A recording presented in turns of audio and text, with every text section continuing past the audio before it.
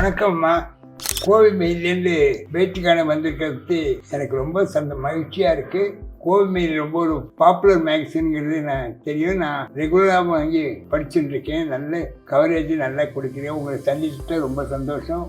உங்களை வரவேற்கிறதுல மிகவும் மகிழ்ச்சி. நான் உங்களுக்கு ஏதாவது செய்யணும்னு நினைக்கிறீங்களா சொல்லுங்க ஐயா. இப்ப நெய் தீபம் ஏத்துறோம், நல்லெண்ணெய் தீபம், இலுப்பை எண்ணெய் தீபம், அப்புறம் சிலர் தேங்காய் எண்ணெய், பஞ்சக்கூட்டு தீபங்கள்னு எல்லாம் ஏற்றுறாங்க. இந்த ஒவ்வொரு தீபங்களுக்கும் ஒவ்வொரு வகையான ஆற்றல் உடல் நோய் வந்துடுச்சுன்னா பலவிதமான மருந்துகள் இருக்கு இல்லையா? அதே போலதான் இந்த தோஷங்களுக்கும் ரொம்ப எளிய பரிகாரம். இன்ன தினத்துல இன்ன தீபம், எத்தனை தீபம், எவ்வளவு நாளைக்கு ஏற்றி வர வேண்டும் அப்படின்ட்டு அந்த நூல்ல பூர்வ ஜென்ம நிர்ணய சார்ந்த புக்கில் வைத்திருக்க ரகசிய கிரந்தங்கள்லாம் இருக்கு. அதுவே சொல்லிருக்க. இதுல ஒரு அனுபவம் சொன்னேன். பெண்மணிக்கு திருநெல்வேலியில புற்றுநோய். நல்ல வேளை அது ஆரம்ப நிலையில் தான் இருந்தது. அவங்க என்னை பார்த்துக்காங்க.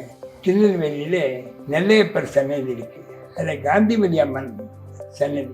அந்த சன்னதியில 40 நாள் தினமும் நெய் தீபம் போட சொன்னேன். அப்போ ட்ரீட்மெண்ட்டும் எடுத்துட்டாங்க.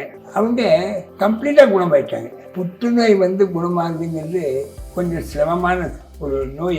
அது பண்ணி அப்புறம் ரொம்ப காலம் நல்லா இருந்தாங்க. இது எதுக்கு சொல்றேன்னு கேட்டேன். இந்த ஒரு திருக்கோயில்லையும் யந்திரங்கள் பிரதிஷ்டை பண்ணியிருக்கேன். அந்த யந்திரங்கள் ஏன் கோயிலில் பிரதிஷ்டை பண்ணிருக்கா அப்படின்னு கேட்டேன். நம்ம வீடுகளில் அந்த சக்தியை மெயின்டைன் பண்ண முடியாது. ஒரு வீட்டில் தீட்டு இருக்கும், அசுத்தம் இருக்கும், தூய்மை இருக்காது, அதெல்லாம் இருக்கு.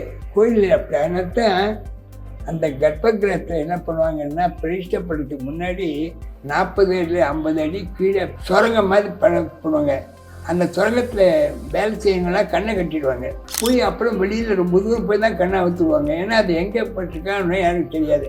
அதில் இந்த மூல யந்திரத்தை பிரதிஷ்டை பண்ணிடுவாங்க. அது கோல்டில் இருக்கும், தங்கத்தில் இருக்கும்.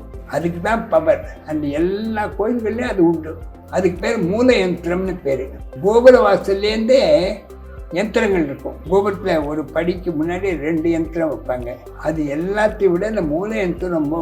அதனால தான் உங்களுக்கு கோயில் வாசலை கடந்த உடனே வெளியில் எப்படி இருந்தாலும் உள்ளுக்குள்ளே போயிட்டோம்னா நம்ம மனசில் ஒரு நிம்மதி ஏற்படுத்துறங்க. அதுக்கு காரணம் என்னன்னு அந்த யந்திரங்கள் தான். அந்த யந்திரங்கள் அடியில் போயிட்டு பண்ணியிருப்பேன். அந்த யந்திரத்தில் மனோவியாதி, சரீர வியாதிகள் எல்லாருக்கும் உச்சாடனம் பண்ணி அதில் மந்திர சக்தியை ஊட்டி அதுக்கப்புறம் போயிட்டு பண்ணுவாங்க. அதனால தான் பெரியவங்க என்ன சொன்னாங்க, கோயிலுக்கு போயிட்டு வான்னு சொல்கிறாங்க. ஏன்னா அந்த சாந்தியை வீட்டில் பண்ண முடியுமோ முடியாதோ தெரியாது. அதனால தான் கோயில்னால் ஏதோ சாதாரண ஒரு இன்ஸ்டிடியூஷன் இல்லை. அதில் மந்திர பிரதிஷ்டை இருக்குது. அந்த ரகசியத்தை தான் நம்முடைய வேதகால மகர்ஷிகள் நமக்கு சொல்லி ஒரு அந்த காலத்தில் எத்தனையோ ராஜாக்கள் இருந்திருக்கா இல்லையா? அவங்களோட புல்வொர்க் என்னென்னா மெயின்டெனன்ஸ் ஆஃப் டெம்பிள்ஸ் தான்.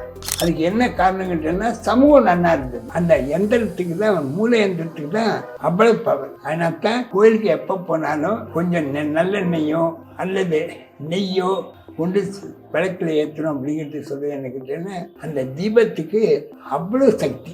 இதை அனுபவத்திலே பார்க்கலாம்.